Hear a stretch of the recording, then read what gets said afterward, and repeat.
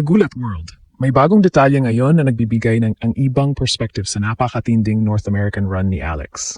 Habang nakikita natin siyang sunod-sunod na lumalaban mula Washington, Toronto hanggang Cincinnati, lumalabas ngayon na hindi pala puro momentum at celebration ang pinagdadaanan ng Filipina tennis star. Sa isang social media post tungkol sa interview ni longtime coach John Bosch, nabanggit na nagkaroon umano ng pagkakataong may sakit o may dinaramdam si Alex sa ilan sa kanyang mga laban. Hindi natin lalagyan ng eksaktong diagnosis dahil wala namang publicly confirmed medical diagnosis mula sa kampo ni Alex. Pero may sariling mga pahayag si Alex na nagpapakitang ramdam na niya ang accumulated physical toll ng sunod-sunod na competition. Pagkatapos ng brutal na 2-hour, 39-minute battle kontra Katie McNally sa Toronto, sinabi mismo ni Alex na challenging ang 2 linggo at feeling the effects of just everything. Nanalo pa rin siya, 6-3, 5-7, 6-4, para umabot sa round of 16. At isipin ninyo ang workload. Nanalo siya ng kanyang unang WTTA Tour title sa Washington laban kay Jessica Pegula. Bumiyahe agad patungong Toronto. Nag-singles at doubles pa kasama si Venus Williams sa kadumiretso sa Cincinnati. Kaya ngayong lumalabas ang detalye tungkol sa kanyang kondisyon, mas nakakabilib ang ipinakitang fighting spirit ni Alex. Hindi ito dahilan para mag-speculate tungkol sa kalusugan niya. Ang malinaw, kahit pagod at may pinagdaraanan ng katawan, patuloy siyang nakipaglaban sa pinakamataas na level ng women's tennis. Kapag tinitingnan natin ang results ni Alex nitong nakaraang mga linggo, madaling isipin na parabang isang straight-up fairy tale ang nangyayari. Washington champion, Toronto run, Cincinnati, big crowds, Filipino flags, sunod-sunod na elite opponents. Pero sa likod ng lahat ng iyon, may physical story pala na hindi agad nakikita ng fans. Mahalagang linawin muna natin ang facts dahil ayaw nating palakihin ang isang bagay na wala namang confirmation. Ang umiikot ngayon sa social media ay isang post na tumutukoy sa interview ni Coach Joan Bosch, kung saan ayon sa nag-post ay lumabas na nagkasakit si Alex sa a couple of matches. Hindi pa natin nakukuha ang complete verbatim transcript ng buong video, kaya hindi natin sasabihin kung anong specific illness yon o kung anong eksaktong matches ang tinutukoy maliban kung makumpirma mismo mula sa full interview. Pero may independent evidence mula mismo kay Alex na talagang bumibigat na ang physical load niya sa puntong yon. Balikan natin ang Washington. Noong August 3rd, gumawa ng kasaysayan si Alex nang talunin niya si Jessica Pegula 4-6, 6-4, 6-0 para makuha ang kanyang unang WTA Tour Singles title at maging unang Filipina na manalo ng WTA Tour Singles Championship. Hindi iyon simpleng isang araw na final. Naantala iyon dahil sa ulan at kinailangang ituloy kinabuk. Sa sariling kwento ni Alex, sinabi niyang parang crazy 24 hours iyon at napakaraming beses siyang nag-warm up habang hinihintay kung matutuloy ang laban. At pagkatapos ng pinakamalaking championship ng kanyang career, halos wala siyang luxury para mag-celebrate ng matagal. Toronto agad. Noong August 4th, sinabi ni Alex na pinoproseso pa niya hindi lamang ang emotions ng Washington title, kundi pati ang transition mula sa isang tournament papunta sa susunod. Then she went back to work. Tinalo niya si Alicia Parks 6-1, 4-6, 6-2 sa isang 3-set match. Ang remarkable dito, 2 araw lamang ang pagitan mula nang makuha niya ang Washington Championship hanggang sa kailangan na naman niyang makipaglaban sa WTA 1000 level sa Toronto. Hindi pa doon natapos. Naglaro pa siya ng doubles kasama si Venus Williams. Ayon mismo kay Venus, gusto niya makapartner si Alex. At sinabi ni Alex na agad siyang pumayag na malaman niyang open si Venus sa partnership.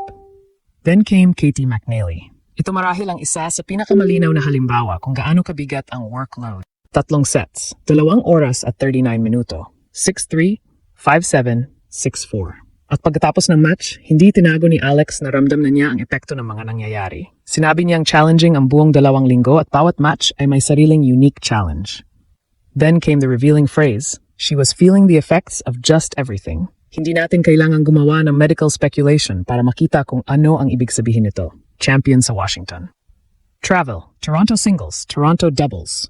Sunod-sunod na 3-set battles. Pressure, media obligations, recovery, practice.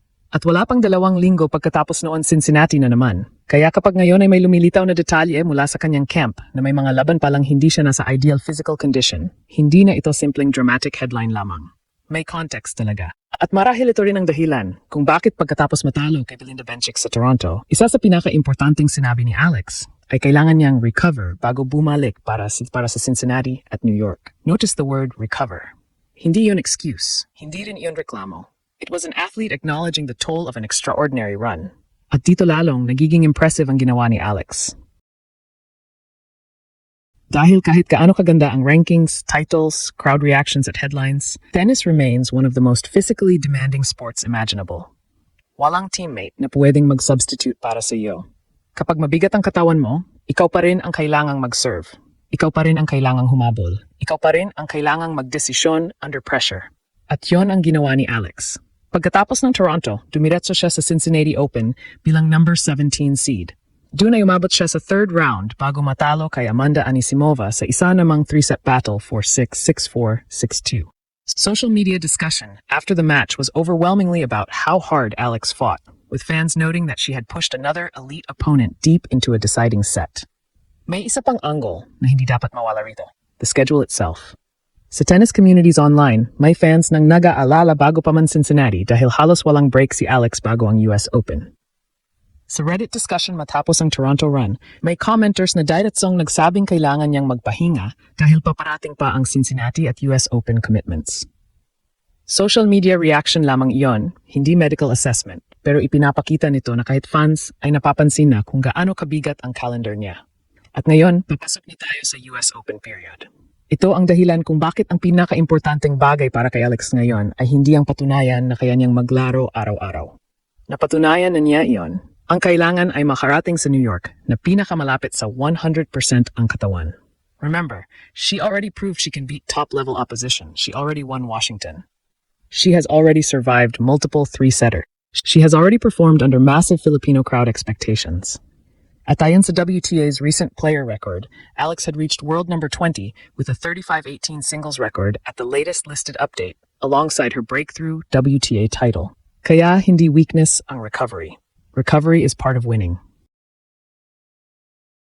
At kung totoo ang detail mula sa camp na may ilang matches palang nilaro si Alex habang hindi ideal ang pakiramdam niya, mas nagiging remarkable ang ginawa niya. But we should not turn that into an excuse every time she loses. Mas magandang tingnan ito bilang evidence ng kanyang resilience. Because the biggest revelation isn't simply, may sakit pala si Alex. The bigger revelation is this. Habang nakikita ng buong mundo ang trophies, rankings at celebrations, may battle palang nangyayari na hindi nakikita ng camera. At kahit ganoon, lumabas siya sa court. Lumaban, nanalo, at patuloy na umaakyat. Ngayon, ang next chapter ay New York. At kung makakakuha si Alex ng sapat na recovery, pagkatapos ng brutal Washington, Toronto, Cincinnati stretch, hindi lamang talent ang dadalhin niya sa US Open. Dadalhin niya ron ang confidence ng isang WTA champion at ang karanasan ng isang player na natutong manalo kahit hindi palaging perfect ang kondisyon. At yan ang klase ng toughness na hindi makikita sa ranking number lamang.